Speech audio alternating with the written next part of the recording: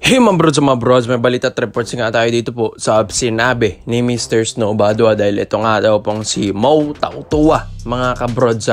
Ito ay mati-trade na rin. Yes, ito nga sabi rin sa reports and rumors na itong si Mo ay unti-unti na rin talagang tatanggalin nito ng SMB. Pero ito nga ayon din sa sinabi ni Mr. Snow Badua, player na may balbas, marapit na rin magkaroon ng kakamping may Aaron ding balbas. Ito na sinabi rin niya sa huli, Mo wala Messi. So mga kabrods, Mo Tautua and Maverick Messi mga kabrods, ito na nga magsasalpukan na rin sa Terra Firma Jeep. So sabi nga rin sa reports and rumors na mapupunta na ng Terra Firma Jeep ito pong si Mo Tautua.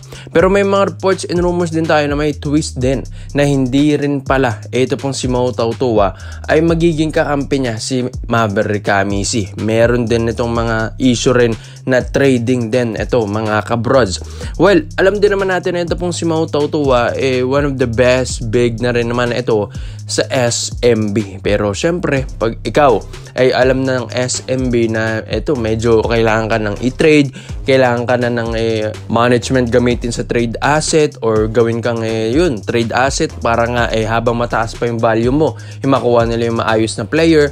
Kaya ito mga kabrods, ayon din sa reports and rumors na ito pong si Mo Tautua ay trade kay Maverick Messi. Kahit sabihin natin na sinabi ni Mr. Snow Badua na mayroon ding balbas magiging kakampi niya, pwede rin yung Stanley Pringle mga kabrods.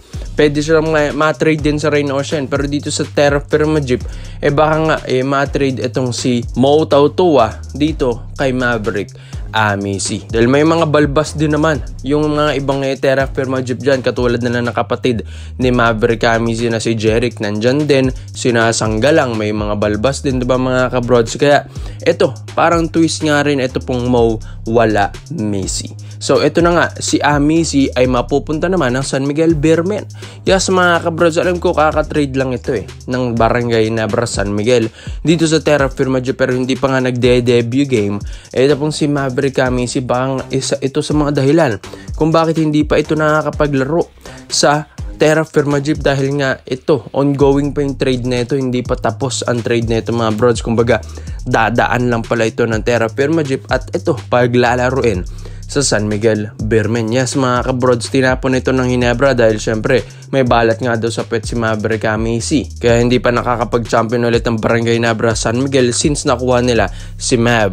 Pero ito nga sa SMB, alam nila kung paano gamitin and maximize ang talento ni Maverick Messi. One of the best scorer to dati ng Alaska and Converge mga kabrods, pero nawala yung laro niya sa Barangay Nebra San Miguel. Gustong ilabas ito ni Coach Leo Austria yung laruan nito ni Maverick Messi dahil alam nila na malakas din naman talaga yung player na ito. Kailangan ng talagang i-maximize mo mga kabrods yung talent ni Maverick Messi dahil alam nila na meron pa talagang ibubuga. Ito pong si Maverick Messi. Biro yung ganda ng tambalan na niyan. CJ Perez and Maverick Messi, one of the best scorer na magsasama sa isang koponan. Tapos may Chris Miller pa sila dyan, di ba mga kabrods? Kaya ang lakas ng SMB kung tutuusin nito. Pero syempre, medyo malaking kawalan nga lang din na yung big man, yung papakawalan mo para sa isang point guard.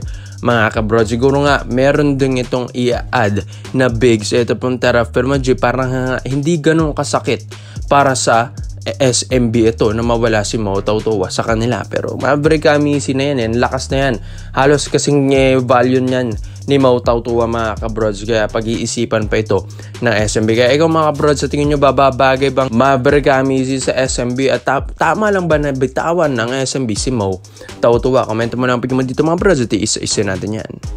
Dito naman po tayo sa kabilang balita naman natin mga kabrods. Kalala nyo ba? Ito pong si Jeremy Arthur. Yes mga kabrods, ito pong si Arthur ay dapat nga magpapadraft ngayong rookie draft 2025, pero hindi nga mga bros na udlot na naman dahil yun nga may mga inaasikaso rin itong mga business, mga trainings mga kabrods. And ito, maski sa MPBL na naglaro rin, ito pong si Jeremy Arthur.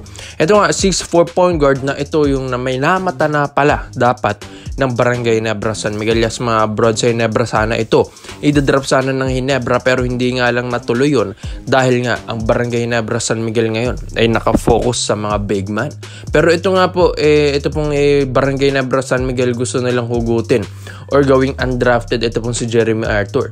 Once kasi na nag-MPBL ka nga daw mga kabrods, pwede ka nang humugot dyan kahit undrafted dahil given na professional league ang pinaglalaroan mo dyan. Kaya pwede na lang makuha ito pong 6'4 point guard na ito. Veterano na mga kabrods. 6'4 point guard, naglaro sa ibang bansa ito sa New York, tapos naglaro rin dito sa atin sa MPBL sa Manila Stars and Zamboanga Valientes. So dyan pa lang mga experience na ito po ni Jeremy Arthur ay talaga makikita mong hinog na ito para sa PBA. Yun nga mga kabrods, syempre, papasok na tayo ng December 2025. And ito mga kabrods, ito, pa-playoffs round na. Gusto rin nga ng Barangay Nebra San Miguel na ngayong December, makahabol sila ng mga tradings, ng mga recruits mga kabrods para nga mas lumakas pa yung lineup na ito.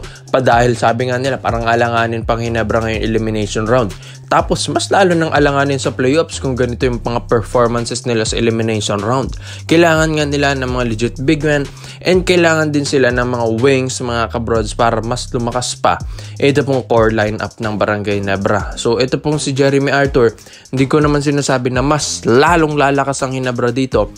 Mas mabuboost lang na niya mga kabrods ito pong Barangay Hinebra lineup dahil kilala rin naman natin si Jeremy Arthur dahil isa ito sa mga best point guard nga and isa rin ito sa mga magiging top pick sana ngayong 2025 rookie draft mga kabrods, pero hindi nga lang yon natuloy. So malakas na player ito, hindi magsisisi ang Barangay Nebra San Miguel dito dahil sa dami nga rin ng mga point guards ng Hinebra, ito din talaga yung pinaka best scorer nila kung sakali parang import maglaro. Ito mga kabrods, fill up na ito pong si Jeremy Arthur, kayang umiscore, kayang gumawa ng spasyo. Ang ganda ng fundamentals nito dahil may training nga ito, train with Jeremy nga ito sa ibang bansa. Kumbaga parang skills training, hindi yan mawawala sa kanya, yung mga fundamentals na yan, yung mga handles mga kabrods, yung speed nito, yung agility, yung athleticism nito ay naandyan pa rin dito kay Jeremy Arthur. Kaya ito pong 6'4", pero niya 6'4" na yan na point guard, ang tangkad niyan mga kabrods. Kaya maganda ito para sa Barangay Nebra San Miguel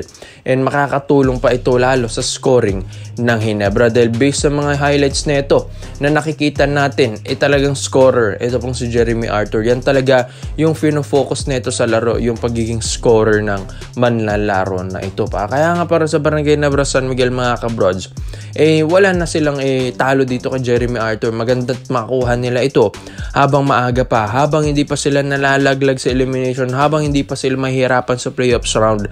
Kailangan nilang gumawa talaga ng move para nga maisalba nila nga itong All Filipino Cup na ito. Kung di man sila mag-champion, maging maganda sana yung performance nila, di ba mga kabrods? Kaya ikaw mga brods, sa tingin nyo ba, dapat hugutin na ng Hinebra ito pong si Jeremy Arthur, yung 6'4 point guard talaga na dapat nakuha nila ngayong rookie draft 2025. Kaya komenta mo lang opinion mo dito mga brods at isa natin yan. Salamat po sa panonood mga brods. This is Kings Basketball Trade Hoops. Yun lang, I'm out.